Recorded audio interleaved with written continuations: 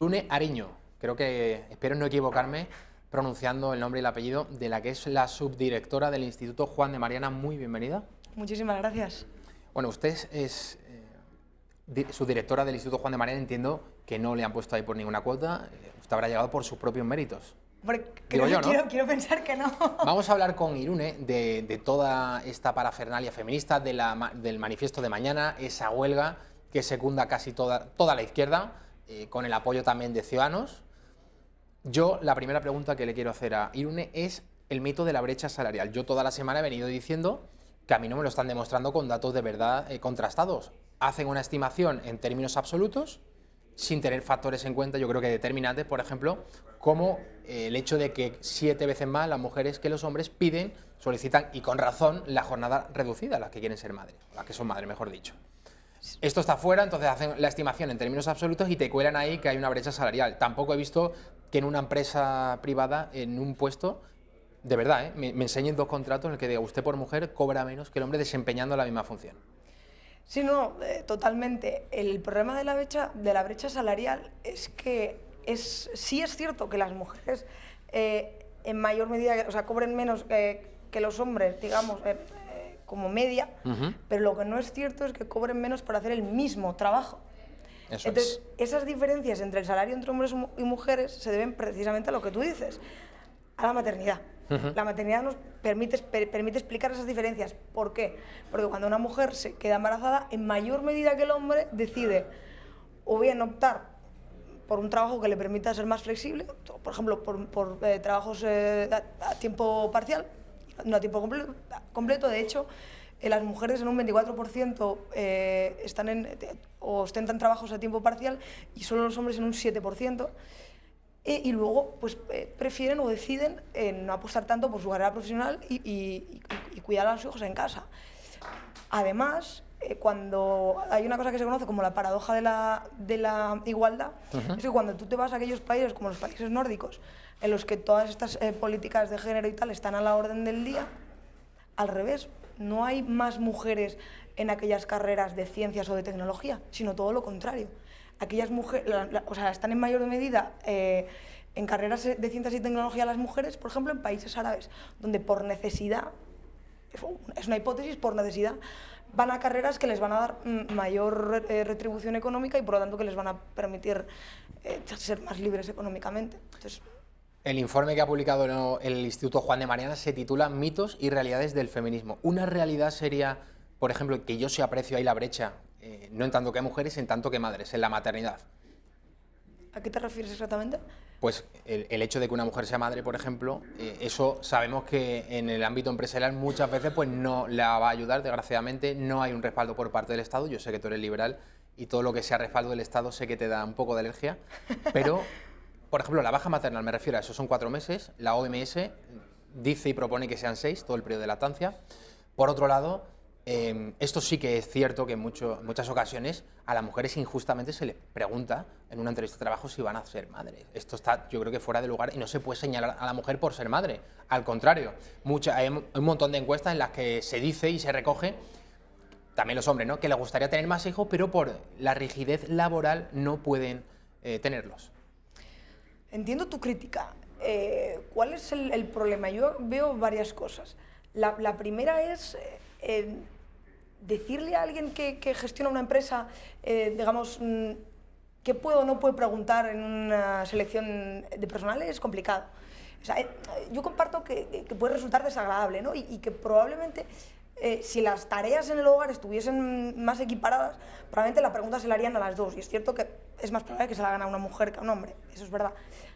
Ahora bien, yo creo que la causa o donde se tiene que solucionar eso no es ni poner cuotas ni que los permisos de paternidad sean intransferibles, ni en cualquier otro tipo de política pública discriminatoria, sino en fomentar que en casa aquellos que lo decidan se repartan las tareas de forma igualitaria. Hombre, es evidente que el embarazo al final lo tiene una mujer, el hombre no lo puede tener. Entonces hay unos meses en los que esa mujer no puede trabajar y eso es así. No podemos ir contra eso. Entonces es obvio que ahí va a haber una diferencia. Yo entiendo el punto de vista del empresario, entonces para paliar ese gasto y esa no productividad de la mujer durante ese mes, ahí tiene que estar el Estado, ¿no? Para hacerse cargo de la retribución de la mujer durante ese periodo de baja. Yo creo que no. Yo creo que no. De hecho, creo que una política pública que ayuda mucho más a paliar ese efecto de la maternidad es la construcción de guarderías, por ejemplo. O sea, si de los 0 a los 3 años las madres, bueno, las familias pueden tener un sitio en el que cuiden a sus hijos y que por lo tanto no les esclavice, entre comillas, tantas horas en casa, eso es mucho mejor que cualquier compensación que te tenga que dar el Estado. Creo que es mucho más efectivo. Irune, no quiero salirme del tema, sé que sois liberales en el Instituto Juan de Mariana, te iba a preguntar precisamente por Ciudadanos, que respalda la convocatoria de mañana, ellos haciendo esa distinción, nosotros somos feministas, pero feminismo liberal. Bueno, en fin, el señor Rivera y sus cosas. Vamos a ver el vídeo que ha difundido Ciudadanos apoyando y confirmando que va a estar mañana en esta huelga feminista. Trabajamos como nadie y cobramos menos. ¿Por qué tenemos que elegir entre nuestra carrera o ser madres? Estamos hartas de sentir miedo al volver solas a casa. Tan cansadas de que nos critiquen como de que hablen por nosotras. Soy mujer y soy dueña de mi futuro. Este 8M no volverán a hablar en mi nombre. Nadie. Soy libre. Soy feminista, soy liberal. Gila, este vídeo de Ciudadanos. Ciudadanos es todo y quiere estar en todo y es feminista y es liberal y yo soy libre y soy mujer. En fin, ¿qué partes de este vídeo te han parecido que son parte del mito y no de la realidad del feminismo? Lo del miedo al volver a casa, ¿crees que eso, yo no lo sé, pero eso es generalizado en todas las mujeres? El que salgáis a la calle y os esté un hombre diciendo cosas desagradables, piropos fuera de tono, este tipo de cosas. ¿Sabes cuál es el problema? Es que a las mujeres desde hace bastantes años se nos ha victimizado. Entonces, y además se ha sobredimensionado el problema de la violencia contra la mujer. Es decir, mira, antes revisaba los datos. En España, en 2018, los homicidios, llamados feminicidios, los homicidios de mujeres, representan un 0,5% de cada 100.000 mujeres. Eso es nada. Creo que son de cada millón, 5 mujeres son asesinadas y además 3,3 por sus exparejas o parejas o familiares. España es uno de los países más seguros de la Unión Europea y por supuesto del mundo. Pero sin embargo, es de los países en los que la percepción social de esa violencia es mucho mayor. Es decir, los españoles creen que la violencia de género es una lacra en España, que es algo que está sucediendo constantemente, que todos los días se matan mujeres por el hecho de ser mujeres, y eso no es verdad. Entonces, eso contrasta mucho con la realidad. Entonces, el problema de asumir ese papel victimista es que al final es gracioso porque Ciudadanos dice, no, que no hablen por ti. Bueno, es que en la huelga de mañana sí están hablando por mí. O sea, me están diciendo que yo necesito cuotas, que yo necesito discriminación positiva, que necesito que el Código Penal pene las actitudes violentas de los hombres en mayor medida que las de las mujeres. Y yo creo que eso es contraproducente para las mujeres. Pero es que, además, aparte de que yo creo que es un error sumarse a la huelga de mañana, sobre todo porque, digamos, quienes han hecho el manifiesto y además quienes se suelen arrogar la defensa del movimiento, aunque digamos, suelen decir que no, que esto es un movimiento inclusivo y la huelga de mañana es súper inclusiva, hasta que llegas al segundo o tercer punto y te dicen, pero anticapitalista, pero contra el neoliberalismo, pero estos no, pero Ciudadanos no puede ser, pero... A Ciudadanos el año pasado, hay que decir, en honor a la justicia y a la verdad, que Begoña Villacís actualmente es la candidata de Ciudadanos a la alcaldía de Madrid. Fue increpada, la invitaron a marcharse, la rodearon. No me gusta nada emplear el término escrache porque es lo único que ha aportado Podemos a la política española, pero es verdad que sufrió un escrache, que fue rodeada y pasó un mal rato la mujer, y eso desde luego, más allá de que estemos en desacuerdo, de que apoyen la huelga, no se merecen desde luego que les acosen de esta manera a Villacís o a los representantes de Ciudadanos. Antes de que veamos parte del manifiesto del 8M, yo creo que postulado del feminismo más radical, me gustaría que me respondieses a una pregunta. ¿Qué es para ti el heteropatriarcado? Es complicado, ¿eh? Voy a empezar hablando del patriarcado, ¿no? Como yo lo entiendo, el patriarcado es simplemente una realidad social en la que las posiciones de poder o de estatus están básicamente ocupadas por hombres.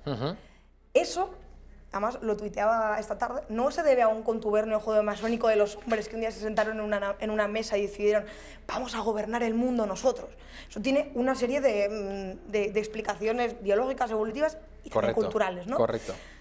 Y el tema de la añadidura de hetero al patriarcado sería eso, ¿no? De que básicamente los hombres heterosexuales son los que están en las posiciones de poder. Pero eso no es lo que dicen las feministas radicales cuando hablan de heteropatriarcado. Ellas hablan de un movimiento de opresión, de control sobre la mujer, que además digamos que todos somos partícipes de... Todas las instituciones del Estado están impregnadas del heteropatriarcado. Pues yo creo justamente lo contrario, que todas las instituciones, y lo vimos el otro día a través de Twitter, todos los ministerios que están ahora mismo en poder del señor Pedro Sánchez, del Partido Socialista, con la foto apoyando, respaldando el 8M. O sea, utilizar las instituciones del Estado para ponerlas al servicio de una determinada ideología, la del feminismo. O sea, que esa victimización yo no la comparto. Muchas empresas, por cierto, del IBEX 35 y extranjeras, a favor y promoviendo esta huelga. O sea, para mí es todo lo contrario. No son antisistema, sino todo lo contrario. Está dentro, yo creo que en el núcleo del propio sistema, este feminismo radical. Es que los antisistemas somos nosotros. Eso es. O sea, al final, el ir contra la norma se ha convertido en la nueva norma. Al final, el statu quo ahora es eso, es el no ser normativo, el luchar contra el heteropatriarcado, es asumir ese tipo de postulados. Las mujeres que no sois feministas, ¿qué sois? Yo soy feminista.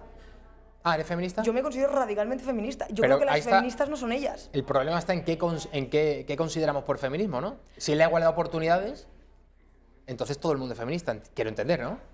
Es que yo creo que las que no son feministas son ellas, las que se equivocan son ellas. Yo creo que el feminismo ha compartido como postulados generales la defensa, uno, de la igualdad de hombres y mujeres y en segunda medida, digamos, el empoderamiento, que esto es una palabra muy polémica, o la liberación de la mujer, que todavía es muy necesaria en muchas partes del mundo. Que, por cierto, no está todo eso que estás mencionando dentro del manifiesto.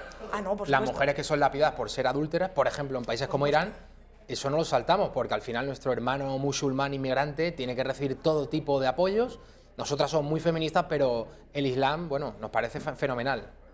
Sí, una cosa que me parece paradójico y me parece de una doble moral bastante importante es cuando hablamos, por ejemplo, de la prostitución, las feministas radicales te dicen, no, la prostitución no puede haber voluntariedad, porque responde a lógicas heteropatriarcales y demás, pero llevar hijab musulmán, eso es súper empoderador y además eso siempre es voluntario. Entonces, ¿cómo se entiende que una mujer pueda, actúe voluntariamente para ponerse un hijab, pero no para prostituirse? Hombre, o es voluntario los dos o no es voluntario nada. Ada Colau, la alcaldesa de Barcelona, no podía faltar, desde luego, para dar su pincelada de aquí al 8M, que ya es mañana, esa huelga feminista. La señora alcaldesa de Barcelona, no se lo pierdan, hablando del heteropatriarcado que está copando también la justicia. Bien. Hace falta una formación intensiva porque hoy las altas instancias judiciales son claramente patriarcales y están reproduciendo un sistema que justifica la violencia contra las mujeres y eso democráticamente es inadmisible. Estas dos medidas se podrían implementar si hubiera voluntad política real. Bueno, miente con muchísimo entusiasmo, como acostumbra la señora Colau, que la justicia es patriarcal. Bueno, yo creo que, no sé si se ha enterado o no, pero hay una ley que se llama Ley contra la Violencia de Género que rompe el principio de igualdad entre el hombre y la mujer.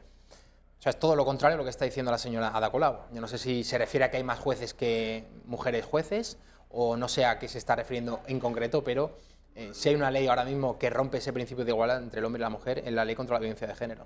Sí, al final los jueces lo que hacen es aplicar la ley, no hay más. Y la ley, precisamente lo que tú comentas en materia de violencia de género, no es para nada patriarcal, sino todo lo contrario.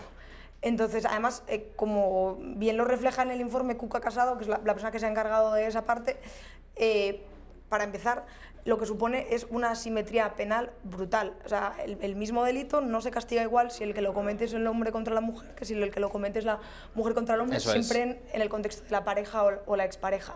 Por ejemplo, luego, en segundo caso, o sea, el hecho de que, digamos que por la interposición de una denuncia se tomen ciertas medidas cautelares o lleguen a tu trabajo o a tu casa y te detienen, estigmatiza muchísimo al hombre. Y el hecho de que se entienda que si a una mujer se le da la calidad de víctima tiene que existir un agresor, es otra forma de estigmatizar al agresor, cuando todavía no sabemos si es agresor o no es agresor. Bueno, para demostrar que son parte del sistema, recordemos las palabras de la vicepresidenta del gobierno, la señora Carmen Calvo, cuando decía que la justicia, el juez, debe querer sí o sí a la mujer. O sea, usted, por el hecho de ser mujer, acude, me pone a mí una denuncia, dice que yo aquí hoy, bueno, invéntese lo que quiera, he hecho cosas malas con usted, y entonces, por el hecho de ser mujer, la justicia ya me tiene a mí que meter en calabozo de manera preventiva. Eso es muy peligroso. Eso es romper el Estado de Derecho, la presunción de inocencia. Es romper la presunción de inocencia, eso. Y es lo que se está proponiendo, de hecho, ¿no? Que el simple testimonio de la mujer sirva como, o sea suficiente. Yo sí te creo, hermana, ¿no? Ese grito que hemos escuchado tanto en Y además, las calles. ¿sabes qué pasa? Que eso va en perjuicio de las denuncias que son verdaderas, de la verdadera víctima. Claro, eso va en perjuicio de la verdadera víctima. Totalmente. Igual que vemos el chiringuito en Andalucía, ideológico que había montado el PSOE de Susana Díaz, de todo el dinero que destinaban a políticas de género, solo el 3% llegaba a quien debería llegar el 100%, a las mujeres maltratadas. Y el 97% para mantener el chiringuito de la narrativa feminista, mujeres allí cobrando un dinero, bueno, pues para estar allí haciendo cartelitos, difundiendo toda esta mercancía averiada, pero quien de verdad merecía todo esto, todo el respaldo y el apoyo del Estado, en este caso la Junta de Andalucía, son las mujeres maltratadas, un 3% de todo lo que se destinaba. Sí, se ha creado una red clientelar alrededor de la violencia de género, de asociaciones que reciben subvenciones, no solo, digamos, con cargo a los presupuestos del Estado, sino también al Fondo Social Europeo. Y volvemos a lo mismo, eso va en detrimento de las verdaderas víctimas. Irune, uno de los postulados de este manifiesto del 8M, lo voy a leer, dice lo siguiente: subvertir el orden del mundo y el discurso heteropatriarcal, racista y neoliberal. ¿Qué te parece? A veces cuesta ¿Racista? entender. ¿Racista? Yo imagino que dicen racista porque digamos que la otra crítica que están teniendo o la discusión que están teniendo dentro del feminismo radical es que, claro, las que no pueden abanderar el feminismo las mujeres blancas de clase media heterosexuales. Claro que no. No, porque O sea que dentro de estamos todo esto, privilegiadas. además del feminismo en sí, hay lógicamente una raíz marxista evidente, ¿no? Ah, por supuesto, por supuesto. Bueno, vamos a ver algunos de los puntos más destacados, algunas de las burradas enormes que han publicado este manifiesto del 8 de marzo. Vean. Porque 1.560 mujeres han sido asesinadas por violencia machista en los últimos 14 años. Muchas de ellas no están contempladas en la ley de violencia de género. Porque no existe verdad, protección y reparación para nosotras y no hay seguridad efectiva ni justicia para muchas de quienes denunciamos. Porque la justicia es patriarcal y pone en duda nuestra palabra, porque no nos creen, porque cuando denunciamos que hemos sido agredidas se cuestiona nuestro testimonio, se nos juzga a nosotras y no a los agresores. Porque las mujeres migrantes sufrimos además discriminación racista y xenófoba en los espacios públicos y en los medios de transporte y somos objeto de redadas racistas por el simple hecho de ser migrantes racializadas. Esto es muy curioso, a mí me encanta todas estas peleas luego que van dentro de la progresía del magma cultural progre, luego tienen submundos, subcategorías, se van peleando entre ellos o ellas. Esto de las feministas extranjeras o de otras razas, que dicen que sufren una especial discriminación. O sea, dentro de las mujeres están las mujeres de países occidentales, lo que sería la mujer, tú lo has dicho antes, heterosexual blanca, luego ya viene la mujer extranjera. Ellas, yo creo que como que con más énfasis, ¿no?, tendrían que merecer el respaldo del Estado por el hecho de ser extranjeras. Esto es más o menos lo que yo vengo a interpretar de todo esto. Sí, es exactamente así. Y esto, básicamente, proviene de la lógica marxista post-revolución industrial, cuando se da cuenta de que el socialismo no va a acabar de triunfar solo con la causa obrera, y muy inteligentemente dice, ostras, hay una serie de minorías que el Estado no protege, a las que podemos digamos, captar para hacernos sus portavoces. Y esa es la estrategia de la izquierda actual. Vamos a recuperar, lo contaba al inicio de este programa, ayer también lo contamos, un instituto en Huelva, no sé si estás al tanto de esta noticia, prohíbe a los alumnos varones, a los niños, salir al recreo mañana para que se queden en clase meditando en el aula acerca de lo malos que hemos sido todos los hombres a lo largo de la historia con las mujeres. Ha sido tal el revuelo que se ha suscitado que han dado marcha atrás, bueno, pero no del todo. Ahora han salido a decir que, bueno, que van a ser solo 5 minutos los que van a estar los niños en el aula pensando sobre lo malo que han sido ellos. Les van a cargar sobre sus hombros a unos niños de 8, 10, 15 años el hecho de que, por ejemplo, haya un violador que viole a una mujer, un miserable que mate a su mujer, uno que le pegue. Todo eso quieren que vaya ya calando en los niños de pequeños. Es una manera de hacerles sentir señalados y que ellos son culpables por el hecho de ser varones. ¿Sabes qué pasa? Es cierto que existe una mayor tendencia a la violencia en los hombres que en las mujeres. Eso es cierto. Eso es cierto. Eso no quiere decir que el hombre, por el hecho de ser hombre, vaya a tener que pegar a su mujer. Carmena dijo que en el ADN de la ¿no? masculinidad está incardinada la violencia. Eso no es así. Eso además lo explica bastante bien Cuca. Pero la violencia, y sobre todo en la pareja, es bidireccional. Lo que pasa que, digamos que las consecuencias son asimétricas en hombres y mujeres. Sin embargo, esto al final se trata de lo mismo que hablábamos de la lógica marxista, que es culpabilizar a la sociedad, a los hombres, a las estructuras heteropatriarcales o lo que sea, de un problema concreto de violencia. Y luego el problema de entender la lógica de cómo funcionan las huelgas, ¿no? Y eso es, vamos, marca toda la historia del socialismo. Y es que parece que el derecho a huelga te da el derecho también de obligar a los demás a hacer huelga o a ser partícipes de esa huelga. Y eso es liberticida y es una brutalidad. Y sobre todo, no conocía la noticia, pero si es así, a unos niños de 8 años, vamos, me parece todavía peor. Irune Ariño, subdirectora del Instituto Juan de Mariana. No me he equivocado en ninguna ocasión, ¿no?, que he pronunciado tu nombre y tu apellido. Pues yo que me alegro. Nos vamos a la publicidad. Muchísimas gracias por estar con nosotros. No se vayan, que volvemos enseguida.